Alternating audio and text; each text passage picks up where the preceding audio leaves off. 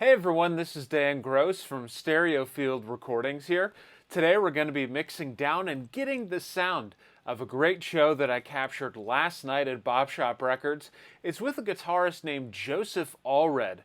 I had not heard of him really before this show and before checking out some of his stuff on YouTube ahead of the show. It was fabulous. All of us really enjoyed this concert. It was so cool. So he's doing finger-style guitar here, and like a lot of the stuff we do at Bop Shop Records, it's mainly acoustic. So, and because it's just one acoustic guitar, this is pretty straightforward. So we have a vocal and guitar track here. I didn't know going into the show if we were going to do one mic or two. Ended up just doing one, so I went with an ear trumpet Myrtle.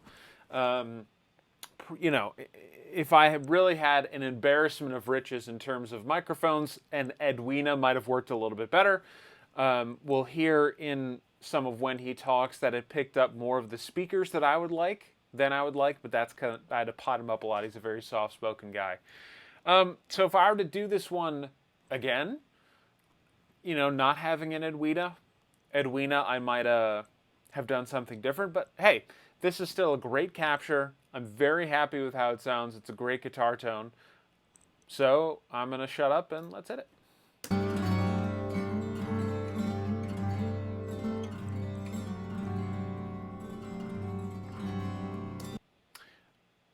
I'm going to bust everything and do all the panning. There we go.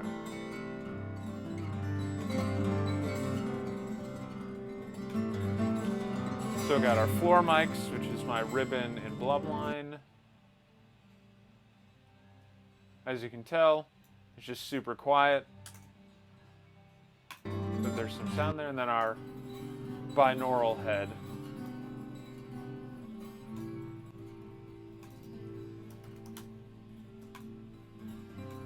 Just bust these together for rooms. Let's just give our floor mic just about 10 dB a gain here, and let's just see what happens. There we go. So with anything at Bop Shop Records, the right channel is always going to be a bit heavy, especially when there's a PA at Bop Shop Records. That's just an artifact of the shape of the space, proximity to the room mics and everything. So don't love it. It's just something we have to deal with. But let's just kind of tweak around. Now, this is also a thing that when you're talking about acoustic recording or any kind of mixing, it doesn't have to be flat, right? And that's a lesson that I've had to teach myself and remind myself over and over again. We're not going for flat. Not everything has to be perfectly flat. It just has to tell a story, right? But in that storytelling aspect, no one at that show would have listened to and thought, oh, the right channel is heavy. So it's one of those things where, or like, oh, it's louder in my right ear as opposed to the left. I was there. That's not the experience. So, that's kind of this thing where we have to do post-processing to try to make it seem like it was as it happened.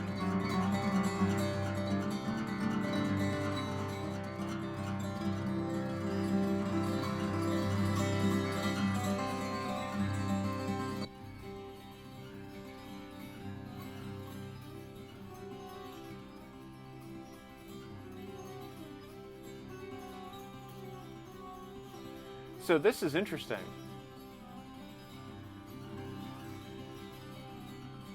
And we can play with this. I'm not even sure how this happened. But you can hear how much more bass there is in the right channel. So let's play with that a little bit. This is not even something that I heard with the cans on.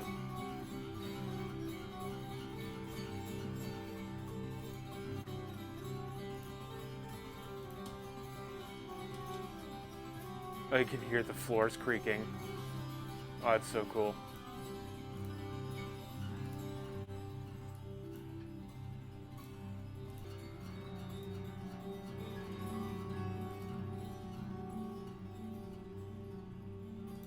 Okay.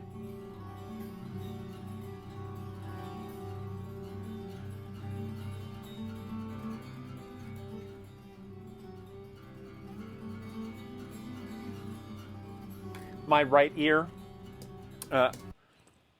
Side note, why not? Let's just do it. I actually have an auditory processing condition called amblyaudia. Obviously, it doesn't affect what I do a ton on the mixing side of things, but when I'm mixing in headphones, my right ear, the frequency response is about the same. I've been to an audiologist a number of times, and it's pretty much flat between my two ears. But on the experiential side, my right ear is a bit duller. So for me, now when I'm mixing on speakers, this is way less of a problem, right? Because you have, what do I do here? There we go. Because, with speakers, you have information filling in the gaps, right? Because it's a wide stereo field. It's not just one and the other. Stereo field recordings. Sorry. Anyway, so that's just something I check for, and that's just, because I know. So anyway, that's why I do that left and right test, because that's just something I like to check. So, but that's a cool effect. Oh, so it's a little bit more pronounced when he's playing his 12 string as opposed to his 6 string. That's really cool. So I didn't even think that we were going to get that. I was expecting walking into this mix that we were going to have to cut down more of the room mics than I usually do, but that is a cool sound. Let's just check it for the clapping, for the... It makes it a little heavier in the right channel. Whatever. Wow. That's really cool.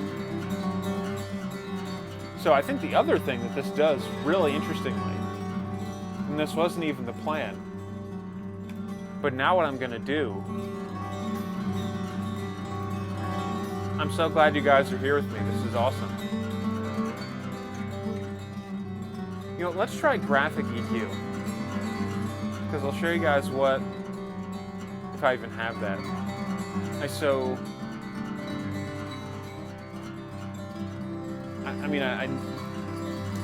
This is the first time I've ever said to myself, because this is my workflow. I'm so used to doing this channel EQ. I've never actually had to look for a graphic EQ. This is hilarious.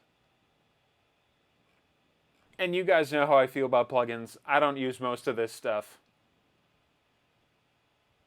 Oh, this is so funny.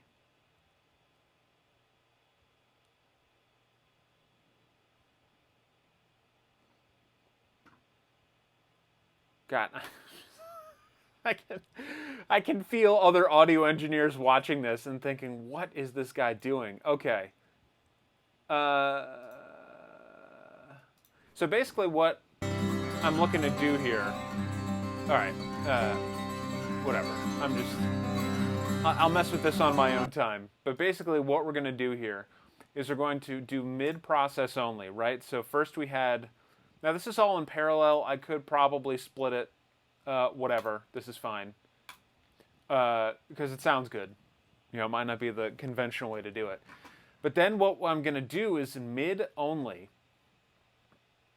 I am going to basically try to use a reverse bandpass here. Oh, here we go. I can't believe I'm using... While normally I am all for stock plugins, me using the Apple one right now is embarrassing. So now what I'm doing, I'm basically seeing... I'm going to try to cut out...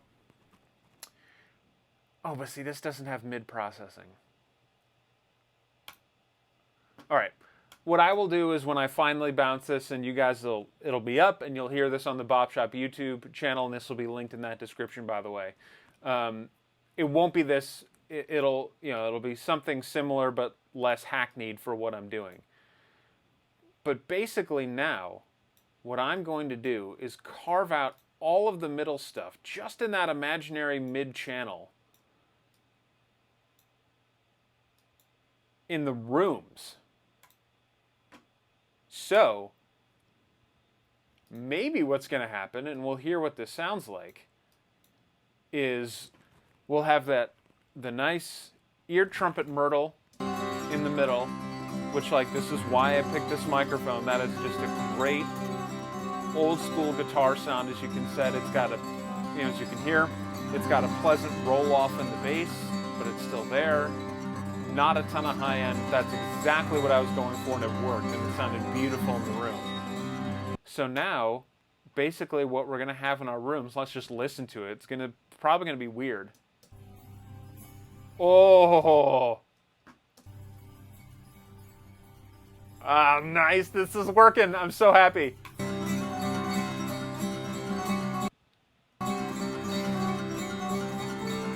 Oh, that is so cool.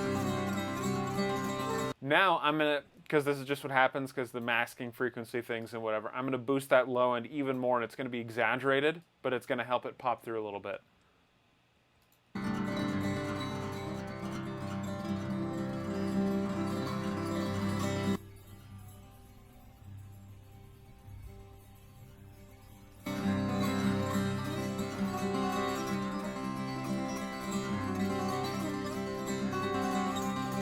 So, again, this was not the plan for this at all, but that is unbelievably cool.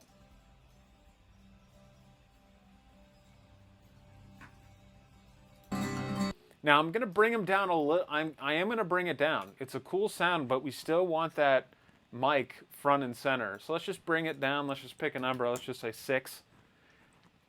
Not a hard and fast system. I like to think in terms of -3, -6 when I'm kind of guessing to start, and then we'll work on the faders. We'll fade to black as my logic figures out what it's doing, and we'll be right back. The red background makes me look demonic. Okay, looks like we're back. Okay. So we put it to -6, but I'll do what I should do, and I'll put it at 0, and we'll just bring it up until it sounds good.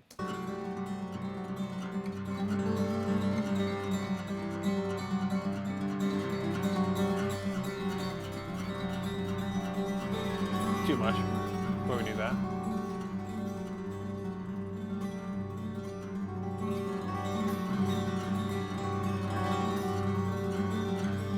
So I think for what the effect that we're going for, I'm still getting more of that bass frequency in the right channel. So in our right processing, let's just have an aggressive low pass filter, high pass filter there, and see what happens.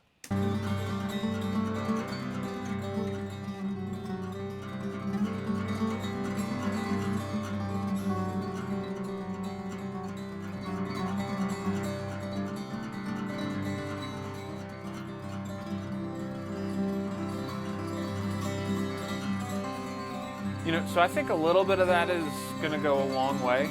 I'm going to bring it down kind of under where I think it should be for now, because we haven't done any mastering this yet, right? So I think once everything is going to be brought up, that's going to exaggerate it more, or like our test master. So this is, he had a couple... that kind of rolling sound is big in his technique, and that was on the 12 string. He played this absolutely gorgeous sort of bluegrassy thing. Let me see if I can find it.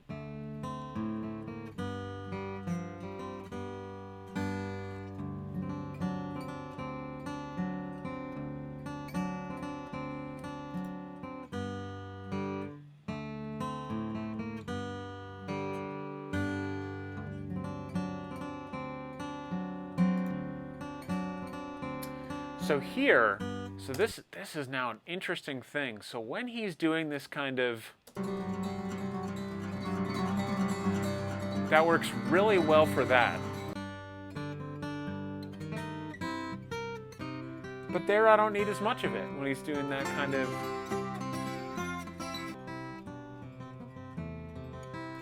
So it's that thing we talk about when we think about audio as storytelling.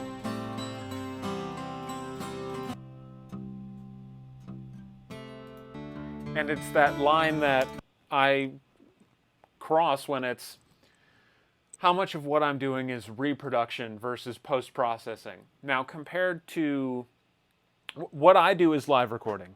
I capture live performances, but the decisions I make, they're not so much like, oh, I'm going to make this sound like a studio recording. It's like what we talked about before. It's, okay, this is what it was intended to sound like. And then, oh, you know what? We add the bounce on in the gain, so I'll try that next. It's what it was intended to sound like, or it might accentuate that. When we mix down, you will eventually see, because it'll be published later, I did a remix session with the Movers. And yeah, it's not a reproduction thing to put a rockabilly slapback on the vocal, but it sounded right, because that fit with the genre. So it's those kind of decisions that I weigh. So the thing that I just did is I had on our gain plugin the bounce left-right, and that was to try to center up that alpha a little bit more. But because we did such interesting processing techniques, let's see what it sounds like with that off. Oh, whoa.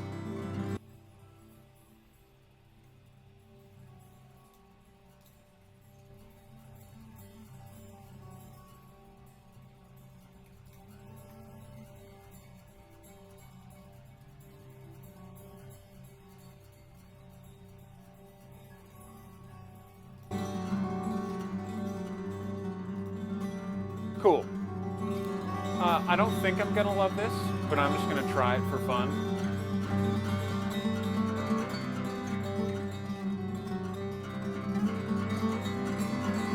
Again, you guys know I'm a stock plugin believer. I never thought I'd use this. It just has a really convenient spreader feature for stereo. Let's see if that winds it up a bit.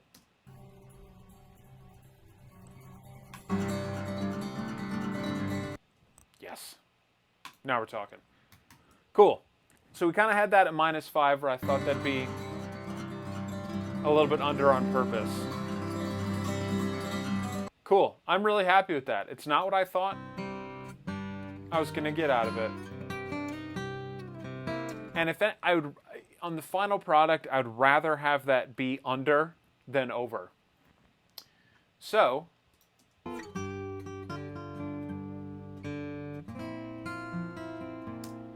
this sounds great. I might, we were talking about that audio as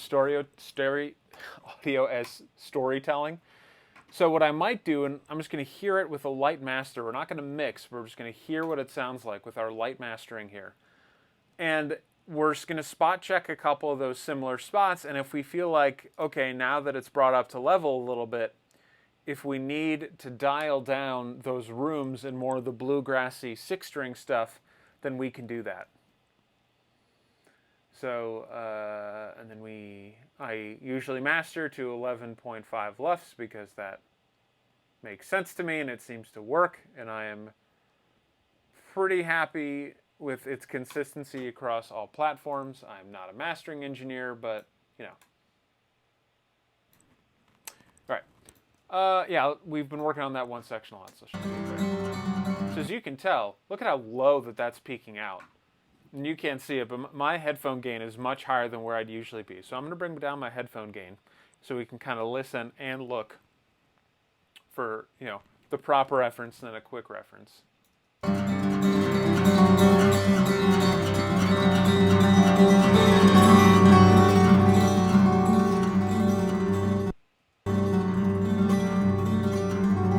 can hear now, right? Now that the limiter is on. Effects are brought up. I don't mind it, but as I suspected, it's a little hot.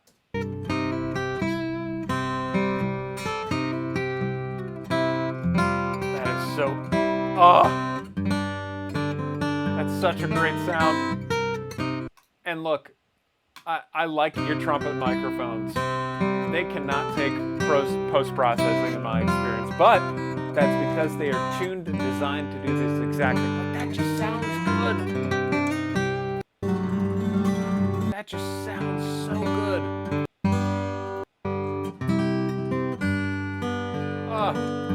So what I might do, again, you can do this. So I'll show you the trick if you want to achieve a tape saturation effect using a stock plugin, and it works pretty well. And then I will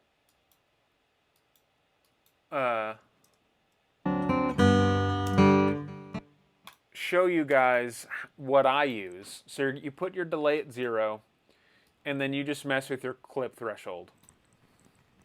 It is basically what it is. You don't want, because we're not using it as a send, we're using it in parallel, you keep the high cut, low cut the same, and we'll just mess with that a little bit. You very frequently just see him in roadside ditches, right? He is so funny, by the way.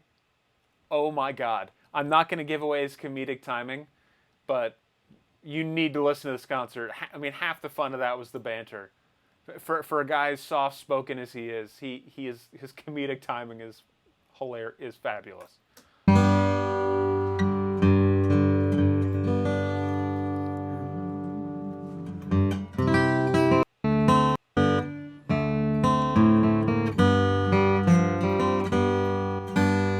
So you can hear what it's doing. It's subtle than the other plugin, more subtle than the other plugin I'm going to use, but just check it out. So this is, I'm just going to toggle it back and forth.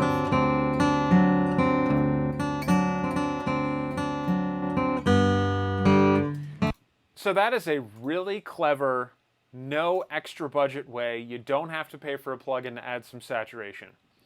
And it works great. But this Kramer tape plugin I'm going to put in, assuming my Logic doesn't freeze, it's warmer, and for what this is perfect. So you can do this trick, and I'd highly recommend it, doing it in using that stock plugin trick I showed you, but this is just, I can't tell you if it's worth the money, but this is just so much nicer. I don't even have to keep anything else. And a little bit of this plugin goes a long way. I found that even when you're hitting at 3, it can be too much. So this is impossibly small, even for my machine. Yeah, it's just hard, but I thought 1.5 was fine. Now, what this is going to do is because it's a saturator, it's going to keep that quality, or it's going to accentuate that quality we like in our ear trumpet Merle, but it's going to help it cut through the mix a little bit more, and it's not going to be compression or EQ. I've had very mixed results trying to EQ ear trumpet Merles, but that's because, or any ear trumpets, because they sound great. They sound great as they are, and they're perfectly tuned to what they're doing. So you really don't need EQ most of the time for pretty much anything, but because we're doing some crazy stereo stuff with our room miking, that close mic just needs a little bit of help cutting through, I think. So that's with it off. And that is just enough to me. Just up by itself. And then we'll put it back in the room mics and we'll hear it. Now the room mic's on. Hear how that just pushes it just such a tiny bit, but it does so much. It's so little. That's the other reason I like this plugin. I mean, you got to be careful with it because 1.5. But I mean, come on.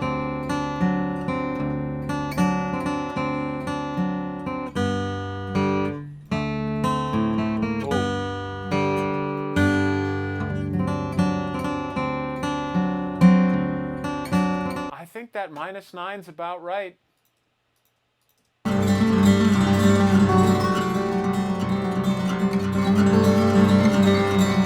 I think that's right. Because I know that if I go back and listen to this, or when I do, I'm going to feel like if I had to err on the side of caution, I'd rather have too little of that than too much. Let's just hear the applause sounds. Nice width on it. Awesome. Awesome, awesome. Dog. That's a little bit on the nose, I understand. But I had actually a family of groundhogs tried to take up residence under my house. And people kept telling me I should shoot them because they can do a lot of damage. But I didn't want to shoot them, and I wrote them a theme song instead. And I don't know how smart that was. Right, funny. But how we have it too, there's just enough of those rooms where you can hear the audience laugh. I'm thrilled with this. I'm really happy. And I'm glad you guys were along for the ride as I tried that stereo trick. But cool.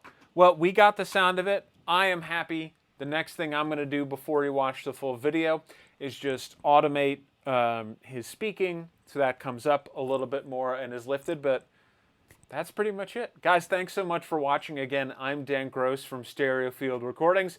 You just watched me get the sound for a great mix with Joseph Allred. Fantastic kind of folk but unique guitar, modern American fingerstyle guitarist. Again, this video or the link to the full Bop Shop concert will be in the description and you can check that out. So thanks for watching and we'll see you out there.